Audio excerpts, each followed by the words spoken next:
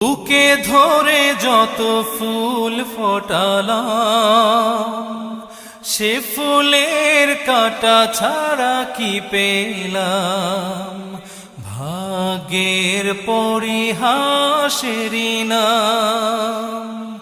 বুকে ধরে যত ফুল ফোটালাম, সে ফুলের কাঁটা ছাড়া কি পেলাম। ভাগ্যের পরিহাসেরই নাম।